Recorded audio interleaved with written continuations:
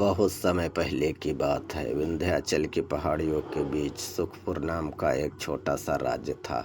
वहाँ के राजा विक्रांत सिंह न्यायप्रिय और दयालु थे और उनकी रानी सुमित्रा देवी बुद्धिमान व करुणामयी थी। राज्य छोटा था लेकिन वहाँ के लोग खुशहाल और मेहनती थे। राजा और रानी का एक ही सपना था, अपने राज्य को इतना समृद्ध बनाना कि कोई भी भूखा ना सोए। लेकिन पिछले कुछ वर्षों से बारिश कम हो रही थी, खेत सूख रहे थे और गांव वालों की हालत बिगड़ने लगी थी। एक दिन गांव के बुजुर्ग राजा के दरबार में आए और बोले, महाराज, इस बार भी बारिश देर से हो रही है। अगर जल्द उपाय न किया गया तो हमें भूखमरी का सामना करना पड़ेगा। राजा का दिल दहल गया। उन्होंने तुरंत मंत्रियों को बुलाकर समाधान पूछा। किसी ने कहा नदी से नहर बनवा दी जाए, किसी ने कहा पास के जंगल से लकड़ी काट कर खेतों के लिए पानी खींचने की मशीन बनाई जाए। रानी सुमित्रा ने धीरे से सुझाव दिया, महाराज, हमें केवल काम नहीं, भक्ति और एकता की भी ज़रूरत है। जब लोग दिल से जुड़ते हैं तो चमत्कार होते हैं। राजा को रानी की बात पसंद आई। उन्होंने निश्चय किया कि पूरे गांव को एक साथ काम में लगाया जाए। अगले ही दिन राजा और रानी खुद बैलगाड़ी से गांव पहुंचे। उन्होंने गांव के चौपाल में सभी को बुलाया और बोले, हम सब मिलकर अपने खेतों को बचाएंगे। इसके लिए हमें नदी से पानी लाने के लिए नहर खुदानी होगी। जो भी श्रम देगा उसके अनाज का इंतजाम महल करेगा।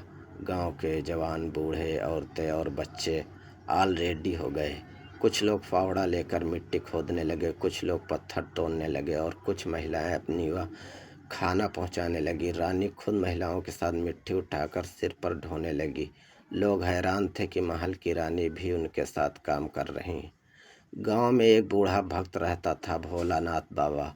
वह हमेशा ईश्वर का नाम जपते रहते। बाबा ने कहा, बेटा, केवल मेहनत ही काफ़ी नहीं, हमें काम के साथ साथ भजन और प्रार्थना भी करनी चाहिए। जब मन पवित्र होगा तो काम में आशीर्वाद मिलेगा। इसलिए हर शाम नहर के किनारे दीप जलाए जाते, ढोल मंजीरे बजाए जाते और लोग भजन गाने लगते।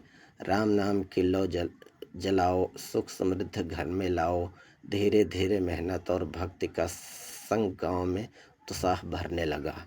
कई हफ्तों की मेहनत के बाद नहर का काम पूरा हुआ, लेकिन तभी एक समस्या आई। नदी का पानी कम था। लोग निराश होने लगे। बाबा ने सबको एकत्र किया और बोले, आज रात हम सब नहर के किनारे भजन करेंगे और प्रार्थना करेंगे कि भगवान हमारे खेतों को पानी दे। उस रात पूरा गांव नहर किनारे दीपों की कतार लगाकर बैठा।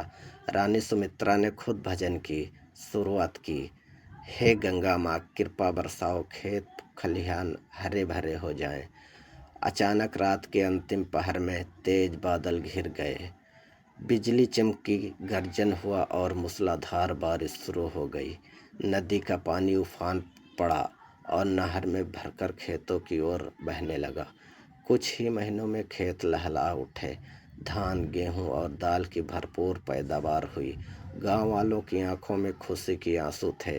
राजा विक्रांत सिंह ने पूरे गांव को चौपाल में बुलाकर कहा, आज यह सफलता केवल मेरी या रानी की नहीं, यह आप सबकी मेहनत और भक्ति का फल है। रानी सुमित्रा ने सभी को चांदी के सिक्के और अनाज देकर सम्मानित किया। भोलानाथ बाबा ने आशीर्वाद देते हुए कहा, याद रखो, जब मेहनत और भक्ति साथ हो तो कोई भी कठिनाई बड़ी नहीं होती। उस दिन से सुखपुर में यह परंपरा बन गई कि हर साल खेती शुरू होने से पहले पूरे गांव वाले मिलकर एक दिन सेवा, भक्ति और एकता का पर्व मनाते। राजा और रानी का नाम इतिहास में अमर हो गया, वो शासक जो अपने प्रजा के साथ खेतों में पसीना बहाता था और भगवान के आगे सिर झुकाता था। दोस्तों, कहानी कैसी लगी कमेंट करके बताइए और चैनल को लाइक और सब्सक्राइब करें। धन्यवाद दोस्तों।